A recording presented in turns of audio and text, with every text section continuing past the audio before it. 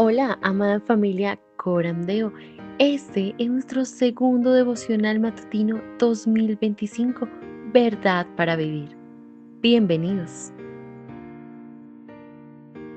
Enero 16. ¿Por qué es importante el Antiguo Testamento? Dirigido por el pastor David Torres. Todo lo que fue escrito en tiempos pasados para nuestra enseñanza se escribió a fin de que por medio de la paciencia y del consuelo de las Escrituras tengamos esperanza. Romanos 15:4. Bueno, mis hermanos, bueno, hermanitos, me alegra verlos por estos lados, tener comunión con todos ustedes. Vamos a iniciar orando al Señor para presentar este día en las manos de nuestro buen Redentor. Así que les invito a que oremos al Señor. Padre bondadoso, buenos días y muchas gracias te damos por tu gran bondad, por tu gran misericordia y tu gran cuidado para con nosotros, Señor. Gracias por este día, día de gracia, día de misericordia, día de bondad, para acercarnos ante ti, oh Dios, Dios nuestro, Padre amoroso, Dios de toda consolación, de toda paz, de toda misericordia, de toda bondad. Es un privilegio que podamos acercarnos delante de ti, Señor. Un privilegio acompañado de misericordia, acompañado de benevolencia, Señor, para nosotros que podemos disfrutar de este buen momento. Gracias por ello, Señor. Gracias por el tiempo de descanso que hemos podido tener. Gracias por el tiempo, Señor, de reposo para nuestro cuerpo, para nuestra mente y por ahora permitirnos, Señor, estar delante de ti. Y te agradecemos a ti, obviamente, Señor, porque muchas personas pudiesen haberse acostado y haber quedado ahí, Señor. Y obviamente, si el acostarse y ya no abrir los ojos en este mundo implicara estar en tu regazo, Señor, en tu presencia, sería maravilloso, pero cuántas personas no se acostaron y abrieron sus ojos en un estado de tormento y de espera, una condenación.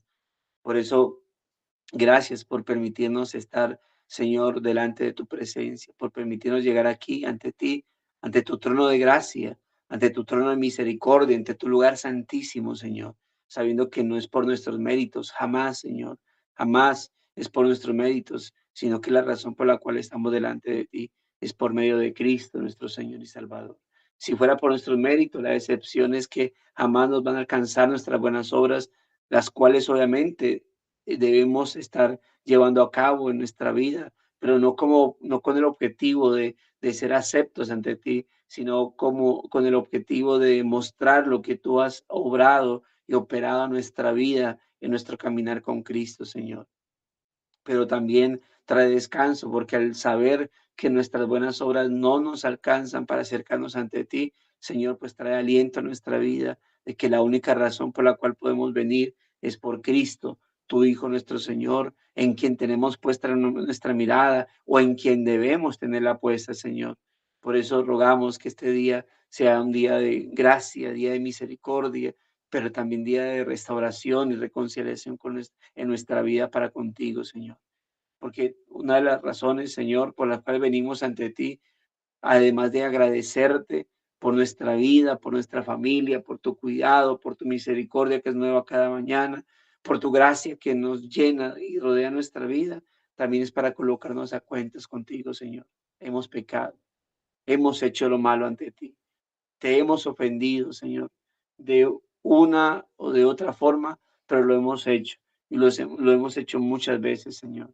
Hemos pecado tal vez con nuestros ojos al mirar lo que no debemos ver, tal vez con nuestros oídos al inclinarnos, Señor, a palabras o comentarios o charlas que no debemos atender, Señor, a chismes, murmuraciones, Señor, calumnias. Tal vez, Señor amado, hemos inclinado nuestros oídos, Señor, a informaciones indebidas, bendito Dios. Y aquí estamos para pedirte perdón. Tal vez hemos, Señor, pecado con nuestros labios, promoviendo, Señor, lo pecaminoso. Y por eso, Dios, te hemos ofendido con nuestros pensamientos, Señor. A veces hay pecados que no cometemos, pero que deseamos, Señor. Y aquí estamos para pedirte perdón por ellos, Señor, por desear tales pecados, no importa qué tan insignificantes sean, Señor, te pedimos perdón. Perdónanos, bendito Dios. Perdónanos si hemos actuado pecaminosamente. Perdónanos por todo pecado, Señor, que hayamos cometido de manera indirecta al pecar contra nuestro prójimo, sea creyente o no, cercano, lejano, si hemos pecado contra ellos, perdónanos, porque pecar contra el prójimo, especialmente contra nuestros hermanos en la fe, o nuestro cónyuge, o nuestros hijos, o nuestros padres, es pecar directamente, indirectamente contra ti, Señor. Y perdónanos por esos pecados que cometemos de manera inconsciente, Señor. Pecados que todavía estamos teniendo, pero que no nos damos cuenta que son. Y por lo tanto vamos a nuestro lecho de descanso sin pedir perdón por ellos. Oh Dios, líbranos de los pecados ocultos, Señor. Líbranos de ellos, Señor, empezando por el que nos ayudes a crecer en discernimiento espiritual, para que podamos ver lo que es pecaminoso. No importa qué tan insignificante, Señor, lo vea este mundo. No importa qué tan leve, Señor, lo vea. Pecados que incluso ya ni siquiera llaman pecados de lo leves e insignificantes que los han tomado. Pero si nosotros hemos caído en esa situación, Señor, perdónanos y abre nuestro entendimiento, Señor, para que podamos ejercitar nuestros sentidos espirituales en tu palabra y de esa manera comprender, Señor, qué es pecaminoso y qué no. Ayúdanos, Dios de la gloria, a crecer cada día. Lávanos con la sangre de tu Hijo, Señor, y santifícanos por tu palabra y el poder de tu Espíritu, Señor. Y podamos nosotros, bueno, honrar y exaltar tu nombre.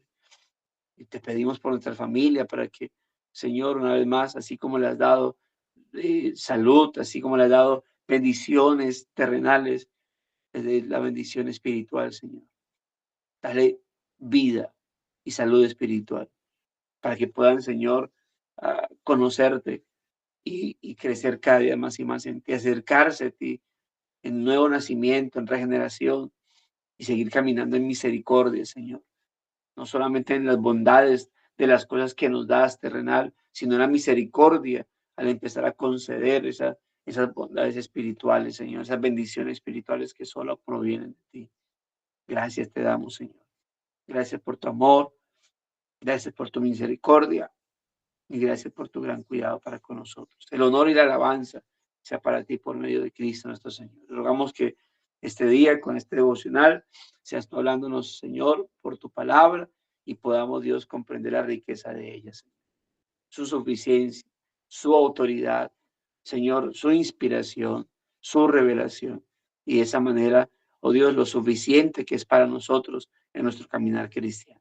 Gracias, muchas gracias te damos por este momento y por cada hermano que está conectado y que estará conectándose, Señor, para ser enriquecido espiritualmente, Señor. Pero gracias por todos aquellos que desde el comienzo están ahí conectados para, Señor, desde la oración unida, Señor, de la distancia, podamos clamar por nosotros mismos y porque seamos, Señor amado, aquellos hijos tuyos que glorifican y honran tu santo nombre. Te agradecemos por este día y por tu palabra, Señor, en Cristo Jesús. Amén y amén.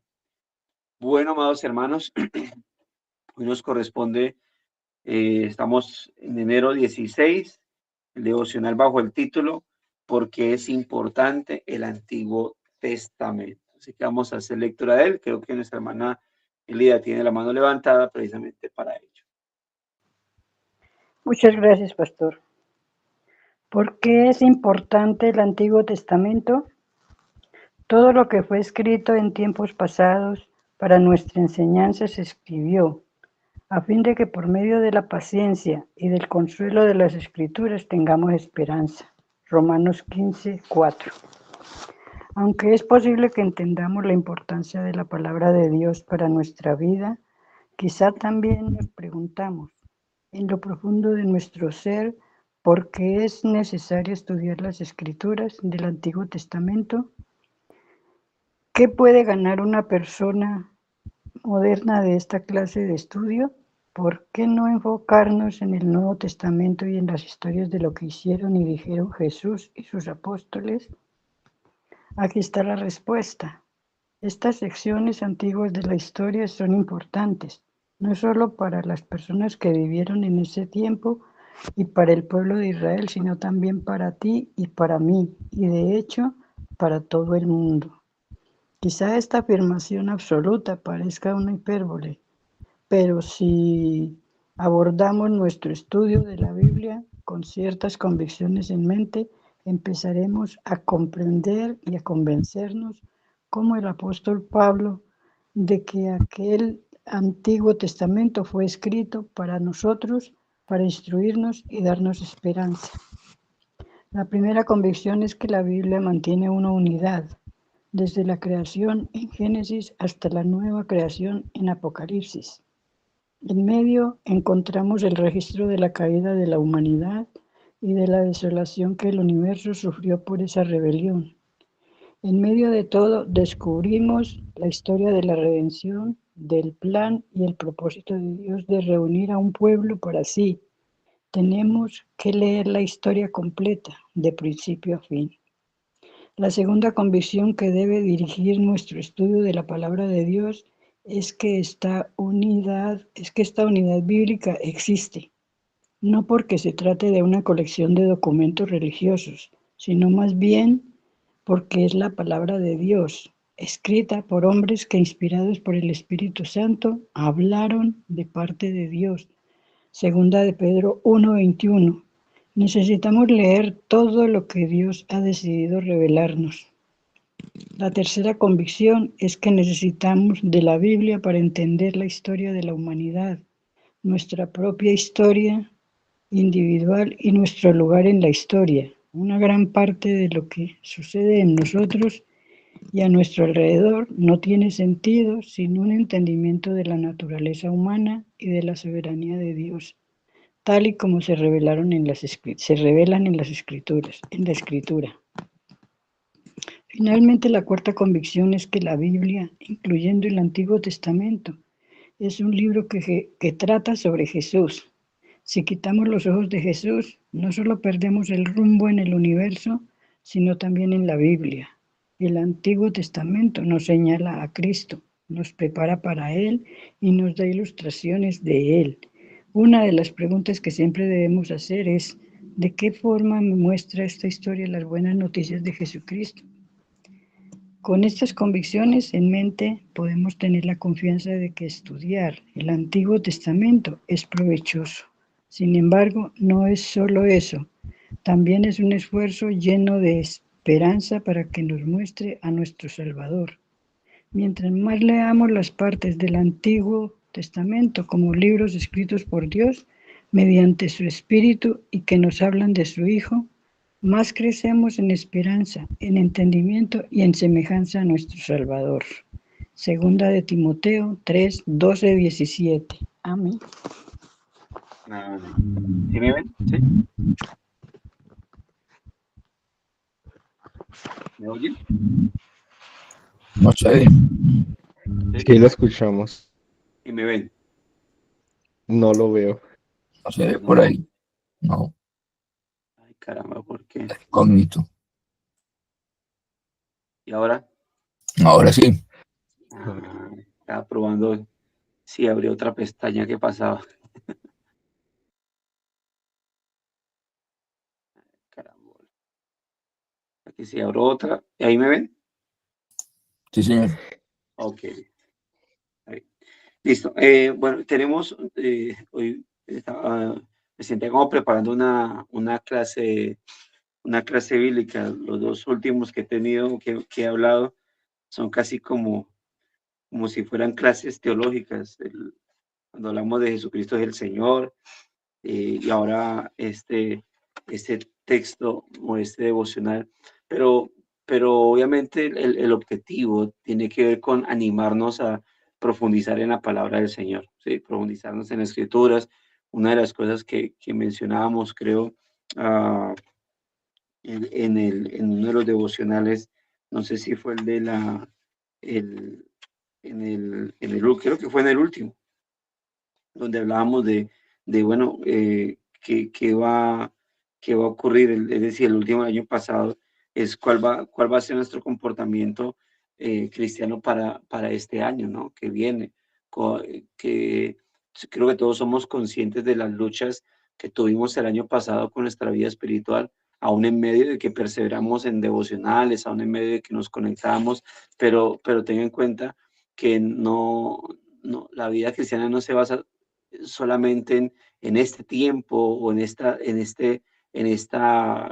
parte de la vida de conectarme a un devocional donde me están leyendo, donde alguien me lee un pedacito de la escritura, donde otro me está leyendo un documento de un devocional y donde alguien me está dirigiendo en la oración y me está explicando ese versículo. O sea, no es el todo y no puedo quedarme ahí. En alguna ocasión decíamos que esos devocionales son como esa gasolina que se le inyecta a mi motor espiritual para yo poder tener fuerza y arrancar en mi vida devocional. Es decir, ustedes, aparte de esto, de este tiempo, deben tener su tiempo de oración, su tiempo de coinonía con el Señor, su tiempo de lectura y estudio bíblico. Puede ser, porque es algo que yo le hablo a las personas cuando están en discipulado, y yo aconsejo a esforzarse para tener dos tipos de lectura bíblica.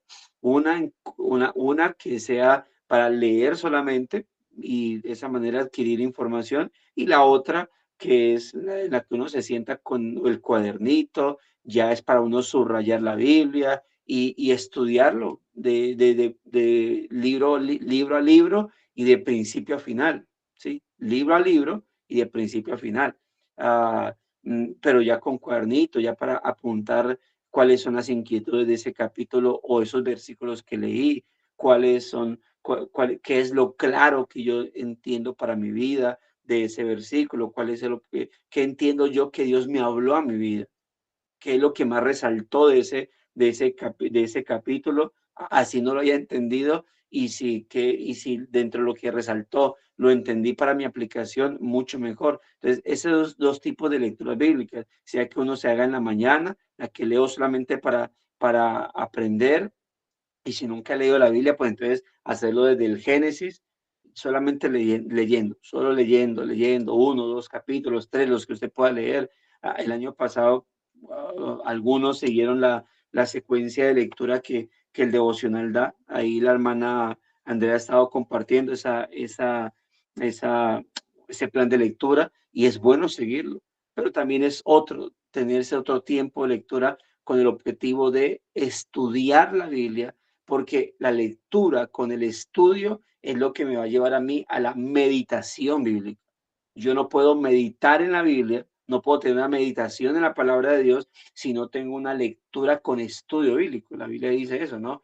Que debemos, el bienaventurado aquel que lee, que medita la palabra de día y de noche, porque esa persona, la que medita la palabra de Dios de día y de noche, esa persona será como un árbol plantado junto a corrientes de agua, que da su fruto a su tiempo, que su hoja no cae, que todo lo que hace prosperará, ¿verdad? Y cuando dice, uy, el secreto para prosperar es leer la Biblia, no, el secreto para prosperar en todas las áreas de mi vida es leer y meditar la palabra de Dios, leer, estudiar y meditar la palabra del Señor. ¿Por qué? Porque el que lee, estudia y medita la palabra del Señor, el que la medita, tiene como objetivo ponerla en práctica. Y si usted pone en práctica la palabra de Dios en cada una de las áreas de su vida, entonces el fruto de vivir conforme a la palabra de Dios es que va a actuar bien. Si aplico la palabra de Dios en el área de mi trabajo, en mi área laboral, en mi área familiar, en mi área como esposo, como padre, como hijo, como hermano, como prójimo, hermanos, vamos a realmente tener un comportamiento tal como el Señor lo plantea. Así que la consecuencia de eso es que yo voy a prosperar en mi camino, porque voy a actuar de manera correcta. Y este es un tema importante. Entonces, ¿por qué leer el Antiguo Testamento? ¿Para qué leer? ¿Cuál es el propósito de ello? Y de entrada, el texto nos está diciendo, ¿no? todo lo que fue escrito, eso desde la Reina Valera, todo lo que fue escrito, perdón, esta lo pregunté desde la Biblia de las Américas, todo lo que fue escrito en tiempos pasados para nuestra enseñanza se escribió, para nuestra enseñanza. Creo que la Reina Valera dice para nuestra edificación, si mal no recuerdo en este momento, para nuestra enseñanza. Pero el hecho es que es para guiarnos a nosotros, ¿tá? Para que nosotros aprendamos, cuando habla de nuestra enseñanza es para nuestro aprendizaje. Y la forma, obviamente, para yo comprender cuál es la buena voluntad de Dios agradable y perfecta, pues lo que debo hacer es leer la palabra del Señor. No, la buena voluntad de Dios agradable y perfecta no viene por medio de un éxtasis en el cual entramos. No sé ustedes, pero bueno, ya le he hablado en muchas ocasiones que yo vengo de, sí, una iglesia donde nos recalcaban la importancia de la palabra del Señor, pero también donde nos decían que pidiéramos la voz audible de Dios y que ayunáramos para que nos hablara directamente, pero teníamos ahí la escritura. ¿Qué teníamos que hacer? Leer la palabra del Señor. En alguna ocasión veía una imagen donde un señor estaba orando y decía, Dios, quiero oírte, háblame por favor, ¿sí? En la imagen. Y en la otra imagen aparecía como si fuera la mano de Dios entregándole la Biblia y pasándole la Biblia a la persona para que la leyera. Es ahí donde encontramos la palabra del Señor. Así que la escritura ha sido entregada, dice, para nuestra enseñanza, a fin, o cuál es el propósito, con el propósito de que por medio de la paciencia y del consuelo de las escrituras tengamos esperanza. La escritura no solamente se nos ha entregado todo lo que está escrito en ella, todo, absolutamente todo, para nuestra enseñanza, para aprender acerca de lo que vemos ahí, sino que eso traerá, hermano, trae esperanza para nuestra vida, porque en la escritura, dentro de eso que se enseña, hay paciencia y consuelo. Y es interesante porque nos brinda, es como dijera, quieres aprender o ejemplos de paciencia, consolación, todo esto de cómo aprender a sobrevivir y sobrellevar este mundo, ahí en la escritura hay muchos ejemplos. Dios ha marcado muchos, pero también trae consuelo. O sea, también muestra de cómo las personas, cómo se aprende a vivir en paciencia y de qué forma Dios consuela. Y cuando yo aprendo eso, cuando yo recibo eso de la palabra de Dios, entonces voy a tener esperanza.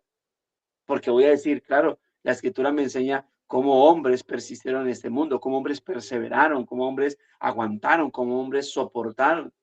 Pero cómo lo hicieron no mostrando que no estaban desamparados, que no estaban solos en esta batalla, que Dios estuvo ahí acompañándolos.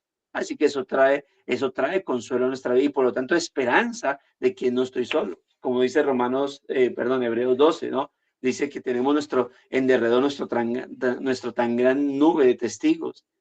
¿Y que son todos esos hombres de Dios que en la escritura, que vemos en la escritura, que ya pasaron incluso por cosas peores de las que podamos estar pasando?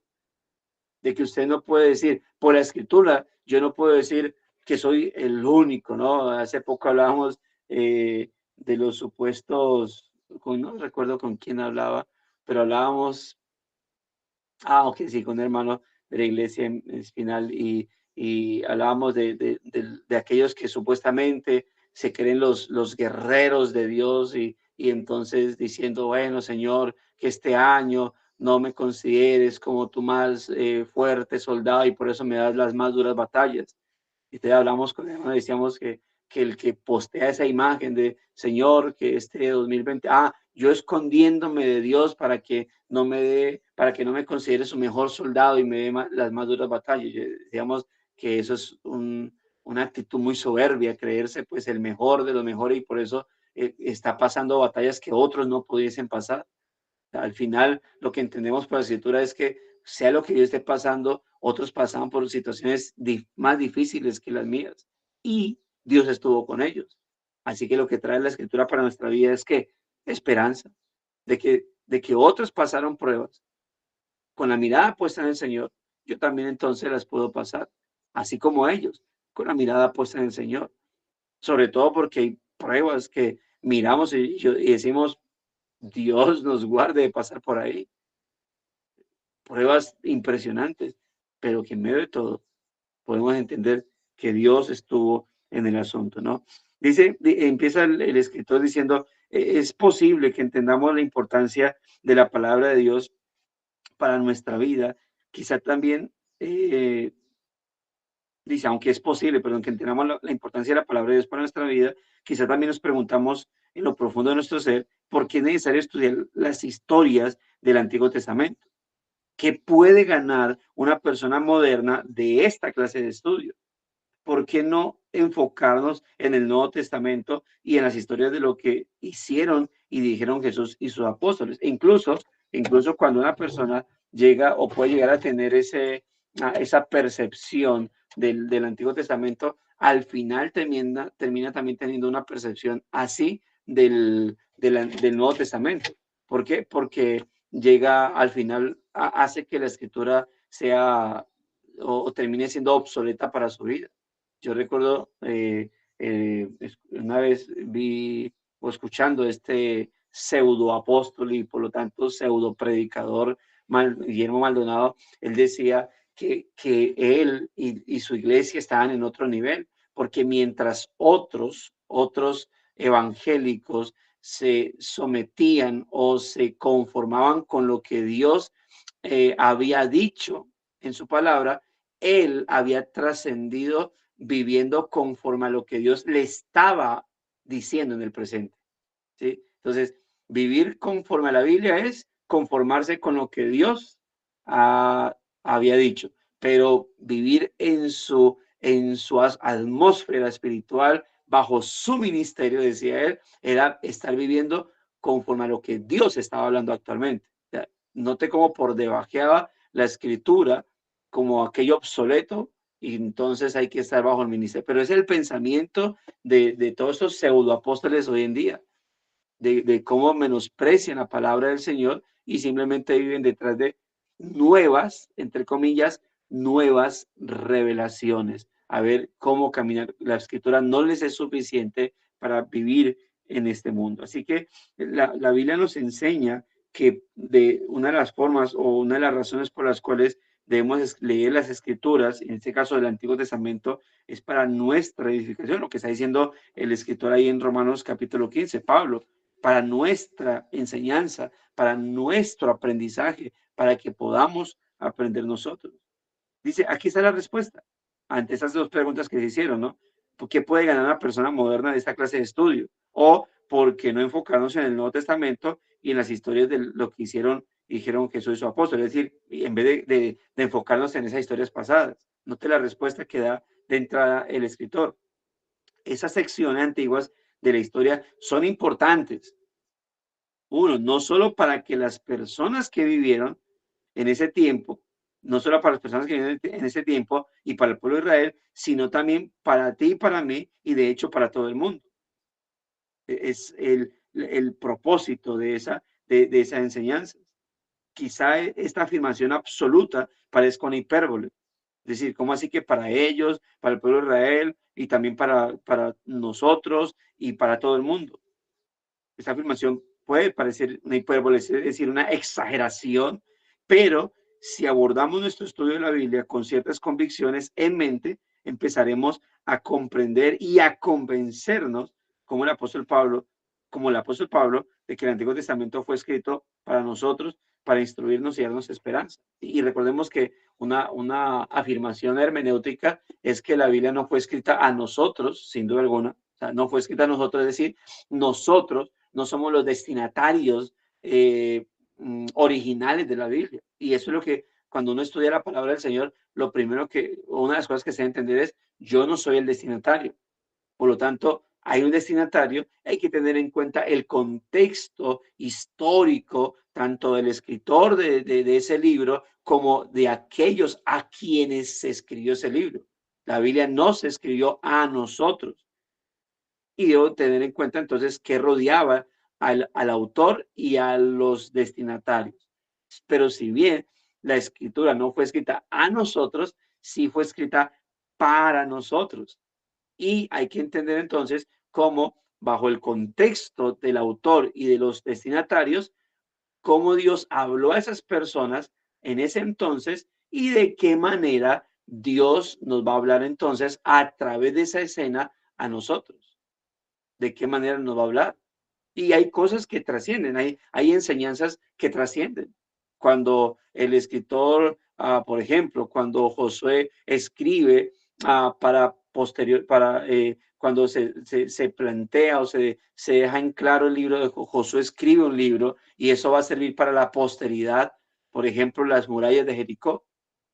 ¿Qué nos enseña las murallas? El que el pueblo de Israel haya dado una vuelta diaria, ¿sí? Los primeros 6 días y luego en el séptimo día haya dado 7 vueltas, sumando 13 vueltas a las murallas o a la ciudad de Jericó y haya gritado y se hayan caído. ¿Cuál es la enseñanza ahí? De que cuando se encuentra una muralla o otras murallas también tienen que ser lo mismo. No, en que ellos escucharon la palabra de Dios, obedecieron la palabra de Dios y Dios respaldó. Así que la enseñanza, una enseñanza general que trasciende los tiempos, es que cuando obedecemos la palabra del Señor en nuestra vida, cuando obedecemos lo que Dios habla en nuestra vida y lo hacemos en fe, Dios va a prosperar nuestro avanzar. Dios va a prosperar nuestro peregrinaje. Dios va a prosperar nuestro caminar. No, es una enseñanza que trasciende. Ahora, a ellos, a los destinatarios, Dios les enseña, o podemos ver que los que están implicados en la escena, Dios les respaldó de esa manera. Pero en la antigüedad, Dios respondía de unas maneras bastante milagrosas. Hoy en día, no podemos negar que Dios, creo que cada uno podemos tener unas enseñanzas o testimonios muy particulares. Si pudiésemos preguntar aquí a cada uno, no lo voy a hacer, ¿qué testimonios tenemos de la consecuencia de vivir fielmente al Señor? Vamos a tener unos testimonios muy bonitos de provisión, no sé, de Dios sanando, o de Dios aparejando medicamentos, o de Dios, bueno, ayudando y dándonos consuelo de muchas maneras, pero como respuesta ¿a qué? A nuestra fe en el Señor. Así que tenemos esto. La escritura no fue escrita a nosotros, pero sí para nosotros, mis amados hermanos. Y eso es lo que se expresa, lo que está expresando el texto base, lo que se escribió en tiempos antiguos, en tiempos pasados, para nuestra enseñanza se escribió, para nuestra enseñanza. Y esta palabra, Pablo le está hablando a romanos, es decir, a gentiles, que lo que se escribió en el Antiguo Testamento con base al pueblo de Israel también es para nosotros. ¿Tá? Eso lo está diciendo Pablo a gentiles, gente que no tiene que ver nacionalmente o consanguíneamente con los judíos, pero fue escrito para nosotros. Y hay otro texto que quiero que leamos, si quiere, yo lo voy a leer algunas partes, pero si quiere acompañarme, sería bueno, que es el de 1 Corintios capítulo 10. 1 Corintios capítulo 10. Vamos a leer del verso 1 al 13. Note lo que dice. Si estamos ahí, no te dice, porque no quiero, hermanos, que ignoréis, 1 Corintios capítulo 10, verso 1, porque no quiero, hermanos, que ignoréis que nuestros padres todos estuvieron bajo la nube, todos pasaron el mar y todos en Moisés fueron bautizados en la nube y en el mar. Y note que Pablo le está escribiendo a Corintios, también una nación, una población gentil. Los creyentes de Corinto eran gentiles y obviamente los está relacionando espiritualmente, ¿no? Dice verso 3, y todos comieron el mismo alimento espiritual y todos bebieron la misma bebida espiritual porque bebían de la roca que los seguía y la roca era Cristo. Sí, note la cristología que Pablo mete aquí, muy importante, porque conecta, está hablando del Antiguo Testamento, está prácticamente citando entre el Éxodo y Números, el libro de Números, el escenario allá, y note cómo centra eso en Cristo. La roca era Cristo, pero de los demás de ellos no se agradó Dios por lo cual quedaron postrados en el desierto. Está citando el hecho de que muchos pasaron la tierra prometida, pero muchos se quedaron. Ahora, verso 6, note, mas estas cosas sucedieron como ejemplo para nosotros. ¿Para qué? Para que no codiciemos cosas malas como ellos codiciaron. Verso 7, ni seáis idólatras como algunos de ellos, Verso 8, ni forniquemos como algunos de ellos fornicaron. Verso 9, ni tentemos al Señor como también algunos de ellos le tentaron. Verso 10, ni murmuréis como algunos de ellos murmuraron. Verso 11, y estas cosas les acontecieron, escuche o observe, como ejemplo, y están escritas para amonestarnos a nosotros, a quienes hemos alcanzado los fines de los siglos. Así que, en conclusión, note, el que piensa estar firme, mire que no caiga. Hasta ahí. Ese texto lo conocemos nosotros. El que piensa estar firme, mire que no caiga. Pero note el contexto que hay con ese versículo. Ojo, porque mire que esa gente que era el pueblo de Dios, elegido como nación, como la nación con la cual Dios trabajaría, especialmente en el Antiguo Testamento, aun cuando fueron elegidos como la nación con la cual Dios trabajaría, aunque fueron elegidos para ser apartados como una nación exclusiva de Dios, mire todo lo que pasó. Entonces, no seamos como ellos. Por lo tanto, el que crea que está bien, mire que no caiga. Porque si eso le pasó a la nación que Dios eligió en la antigüedad, pues también nos puede pasar a nosotros. Así que no nos creamos mucho. Más bien huyamos de todo eso en lo cual ellos cayeron, de tentar al Señor, de murmurar, de codiciar, de idolatrar, de todo eso. Note entonces la importancia de la escritura para nuestras vidas, mis amados hermanos. ¿Por qué es importante el Antiguo Testamento? Por cosas como esta. Por lo que dice en Romanos 15, por lo que dice en 1 Corintios capítulo 10, porque sigue siendo para nuestra enseñanza.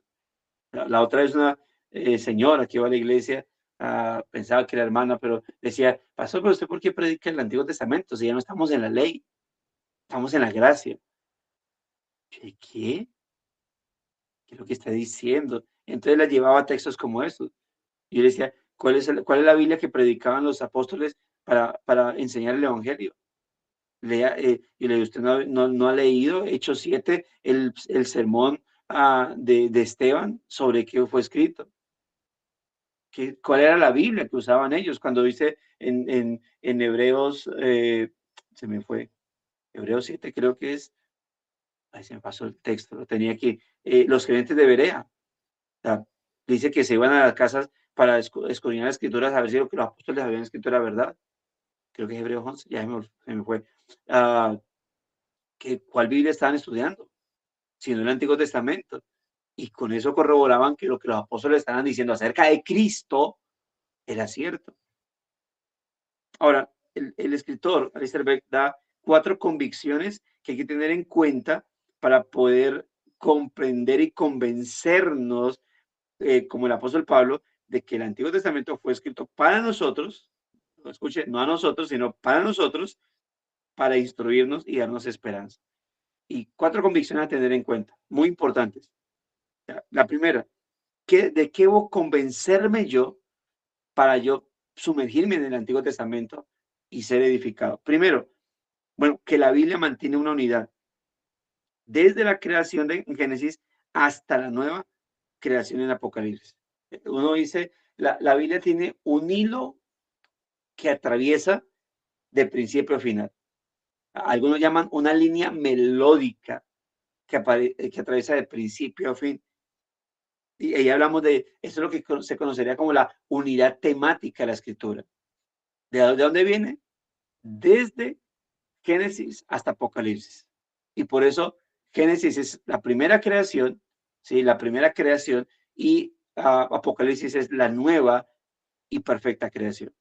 La creación de Génesis era buena, pero no era perfecta en el sentido de inmutable. La creación de Génesis fuera buena, era perfecta, pero mutable, podía cambiar. La humanidad que hizo. Pero la nueva creación en Apocalipsis ya es inmutable en el sentido de que tal como Dios la va a glorificar, no va a cambiar, no va a quitarse de ello. En ese sentido, digo inmutable es en ese sentido, en que no va a cambiar su estado ya redentivo, su estado de glorificación, no va a pasar como Adán. No es que vamos a ser glorificados hasta ver quién se revela. No, ya Dios dijo, eso ya lo pasé, eso ya sucedió, no volverá a suceder jamás. Pero todo el tiempo hay una línea melódica muy bonita y si pudiésemos ver cómo va atravesando el hecho de que se hable de una creación allá, una creación acá, el árbol en el Edén, el árbol de la nueva creación, ya todo eso que estaba allá, acá se va planteando de una manera simbólica especial. Así que la primera convicción es esa unidad temática que hay en la escritura, desde Génesis hasta Apocalipsis.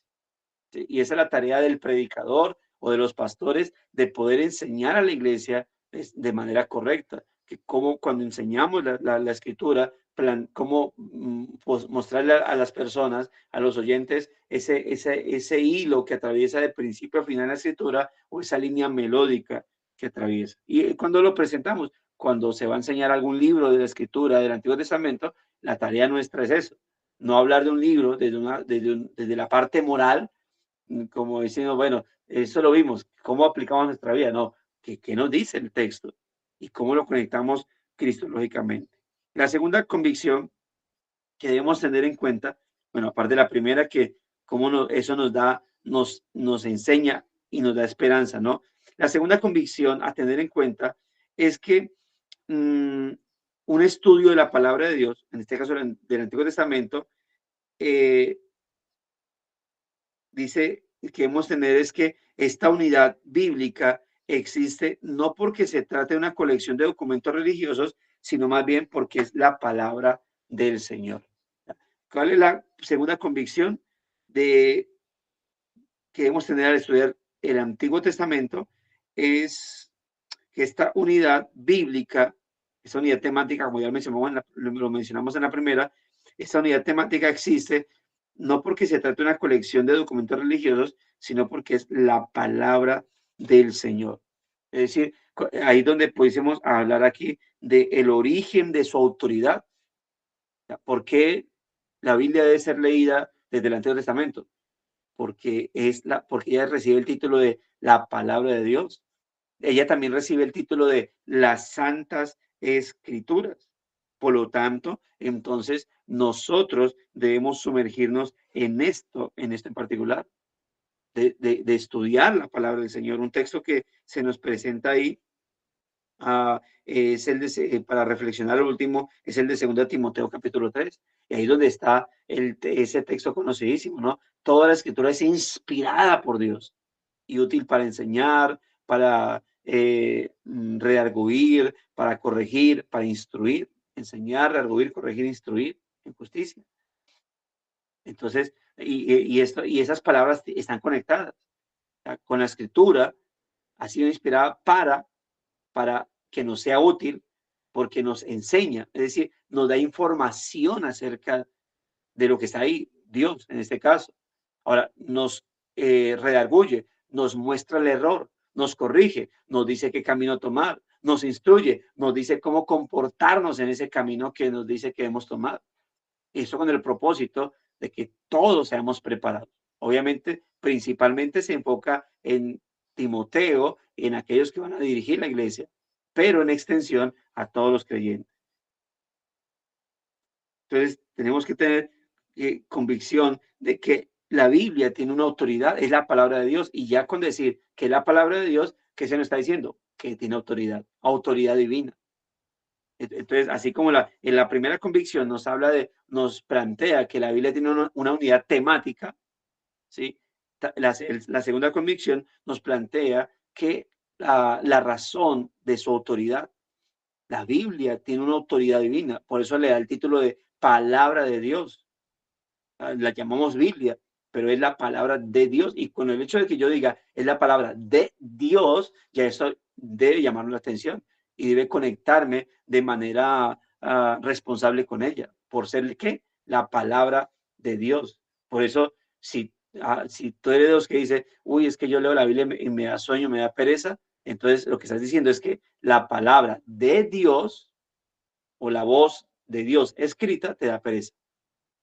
O si tú dices que te da pereza leer la Biblia, entonces estás diciendo que a ti te da pereza escuchar a Dios o leer a Dios, porque la Biblia es ¿qué? La palabra de Dios.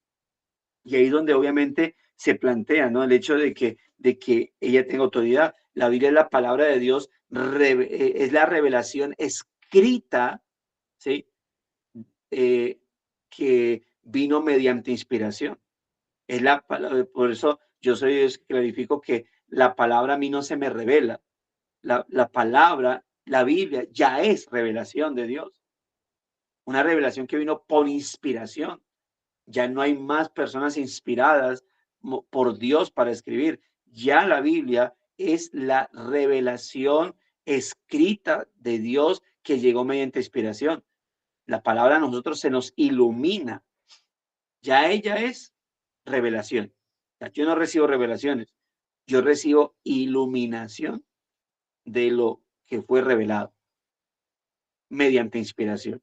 Yo soy iluminado, no Illuminati, no somos los Illuminati, somos los iluminados más bien en este caso, pero en conexión con la palabra del Señor. Digo, alguna vez yo decía, le dije a alguien que venía por iluminación y entonces decía, como los Illuminati. Yo, no, hombre, eso ya es otra secta por allá rara, extraña.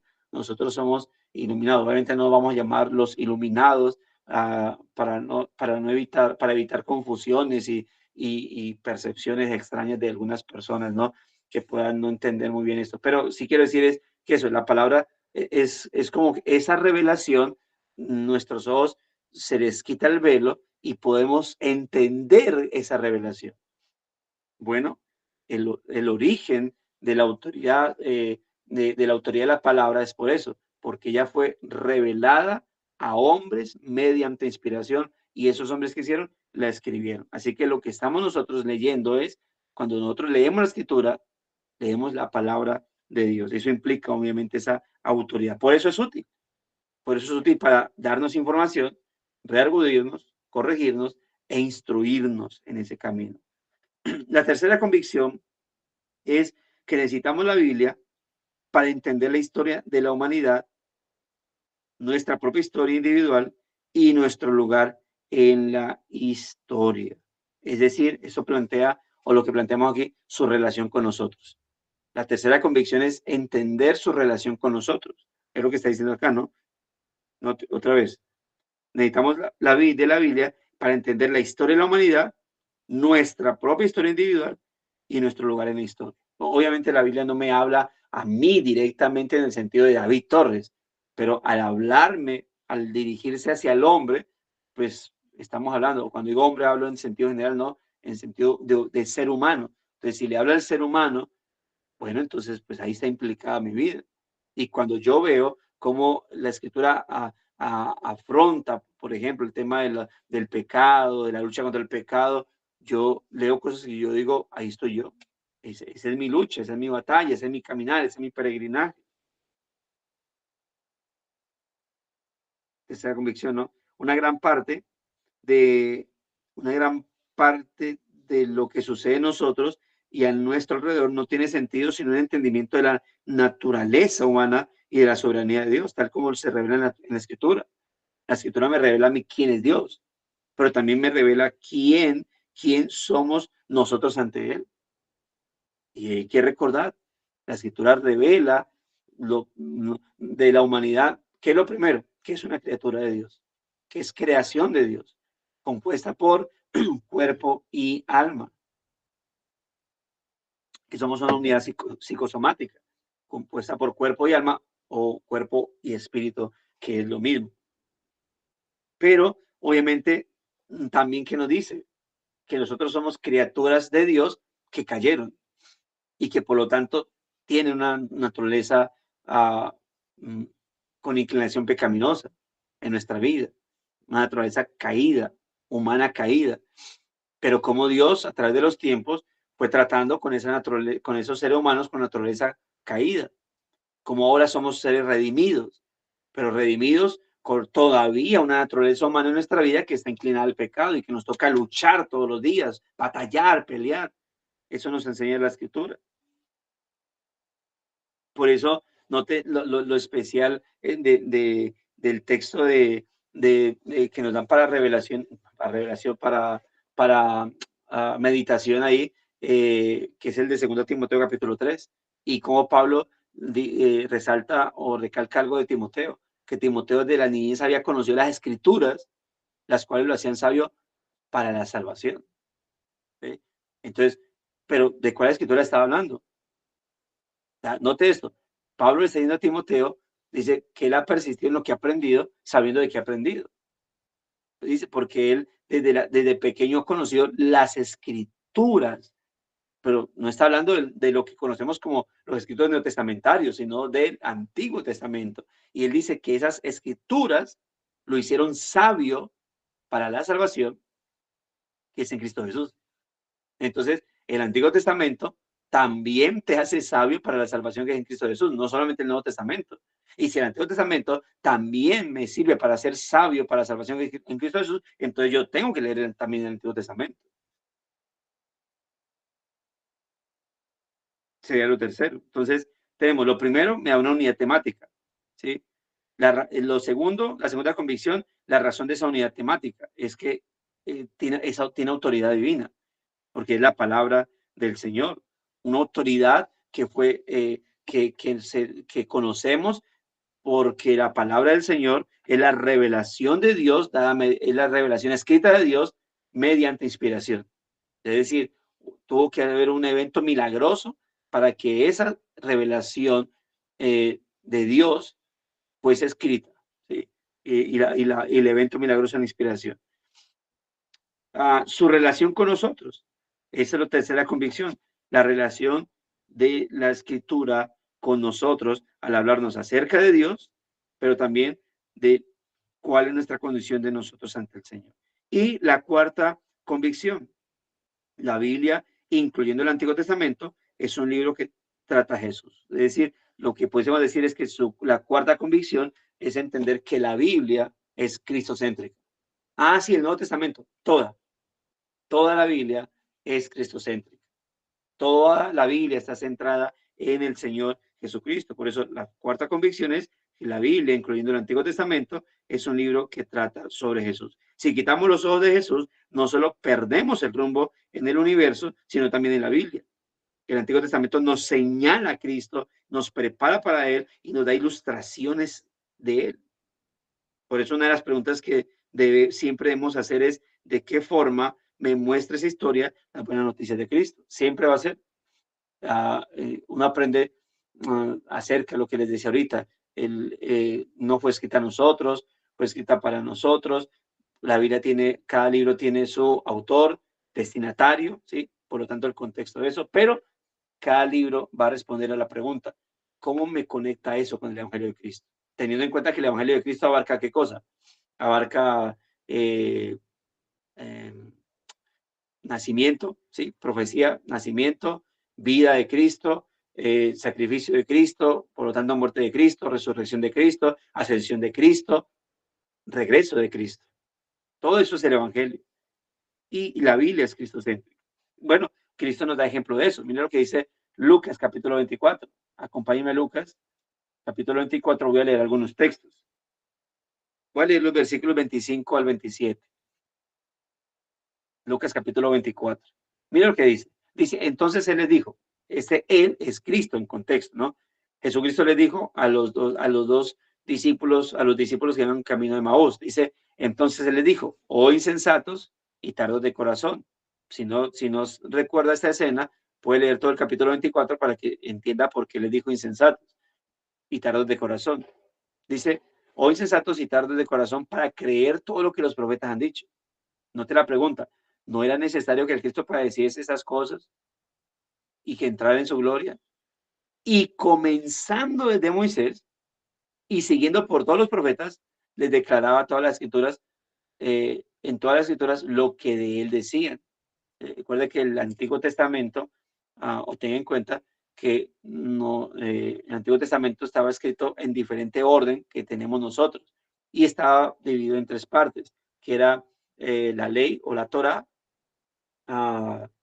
los Neviín, que eran los profetas, y los Ketuvim, que eran los escritos, o también conocidos como los salmos. Y él dice que desde Moisés, la Torá, pasando por los profetas, los Neviín, le declaraban a las escrituras todo lo que decían de él. Y note lo que dice, salte, si está en Lucas 24, al versículo 44. Verso 44 y 45.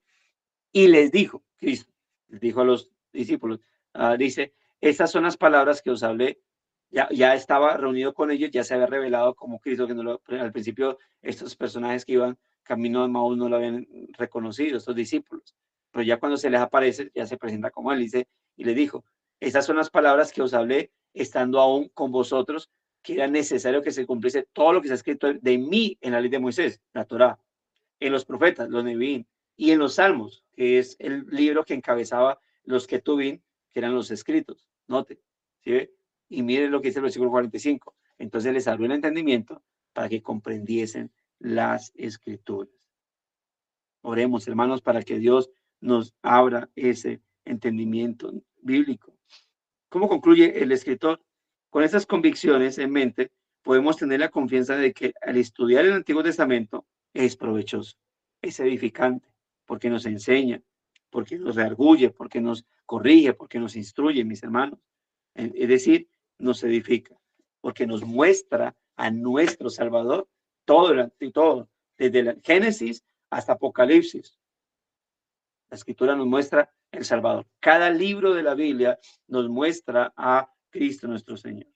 Oremos entonces por los pastores y por los predicadores para que tengan un correcto estudio de la palabra del Señor y les muestren a ustedes como feligresía, como miembros, como asistentes, la palabra del Señor, a Cristo en la Biblia.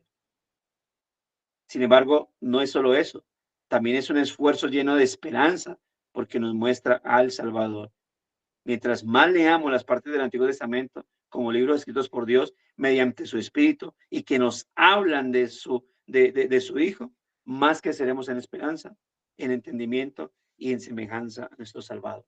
Y eso es importante, obviamente, tanto para los creyentes como para no creyentes, si están escuchándonos. O sea, la Biblia es cristocéntrica porque Cristo es el centro de todo, porque es Cristo a quien nosotros debemos conocer para poder ser salvos.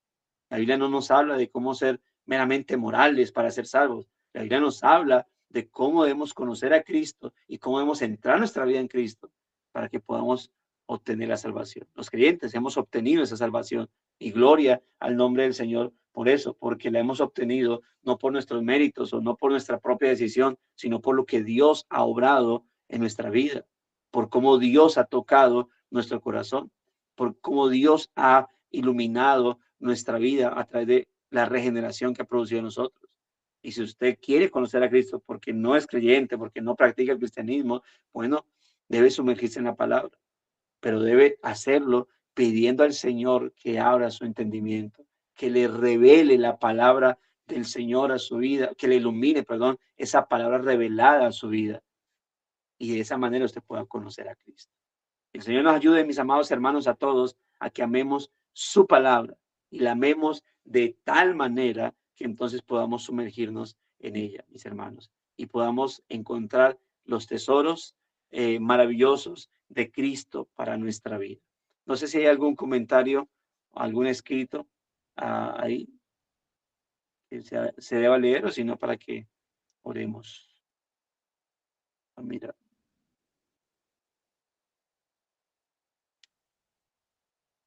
Sí, dice o escribe nuestro hermano Carlos, el Señor nos demanda que le entendamos y le conozcamos, si en algo hubiésemos de alabarnos, y qué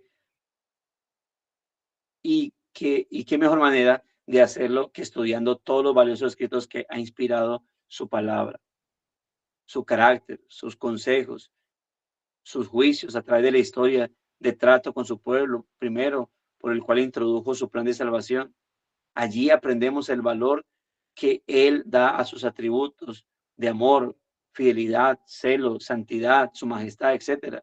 Y podemos tener un panorama más claro de su propósito. Los juicios de Jehová, dice Salmo 19, son 9 al 11, los juicios de Jehová son verdad, todos justos, deseables más que el oro y más que mucho oro afinado, y dulces más que miel y que la que estira el panal. Tu siervo es además amonestado con ellos, en guardarlos hay grande galardón. Está hablando obviamente de un salmo, es decir, del Antiguo Testamento. Así que el Señor nos ayude cada día a ser edificados. Amemos su palabra, como digamos como el salmista en el Salmo 119, oh, cuánto amo yo tu ley. Pero nosotros, hermanos, no solamente tenemos la Torá, a lo cual se refería el salmista, tenemos toda la palabra del Señor, y podamos decir, refiriéndonos al Antiguo y al Nuevo Testamento, diciendo, oh Dios, cuánto amo yo tu palabra. Así que oremos al Señor por ello. Bueno, vamos a orar para terminar, mis amados hermanos. Padre bondadoso, gracias por tu misericordia, por tu gran cuidado para con nosotros y por dirigirnos en este devocional que nos llama a amar tu palabra, a ser diligentes, a sumergirnos en ella, leyéndola, Señor, estudiándola, para meditarla, para ponerla en práctica, Señor. Ayúdanos, oh Dios de la gloria, a cada día apreciar esta que es tu palabra, precisamente por ello, porque no es simplemente un libro religioso para los católicos o para los evangélicos, es tu palabra, Señor. Y si podemos deleitarnos y dar gracias que tú nos has regenerado, entonces también podemos decir que tú nos has iluminado tu palabra. Sería incoherente alardear o agradecer de que hemos sido regenerados, pero a la vez nos da pereza tu palabra. Es totalmente incoherente ello, Señor. Por eso ayúdanos, oh Dios mío, ayúdanos a amar tu palabra como debemos hacerlo. Señor, sumergirnos en tu palabra como debemos hacerlo, bendito Dios, para que de esa manera podamos, si realmente te amamos a ti, pues entonces amamos tu palabra y por lo tanto leerla, estudiarla, meditarla y ponerla en práctica. Muchas gracias te damos, Señor, por recordarnos estas maravillosas verdades. Permítenos sumergirnos siempre en tu presencia, a la vez de sumergirnos en tu palabra, Señor. Te agradecemos en Cristo Jesús por este día, Dios. Amén y amén. Mis amados hermanos, gracias y paz a todos. Qué bueno haber compartido con ustedes. Y ya saben, mis amados hermanos, firmes y adelante, huestes de la fe. Sin temor y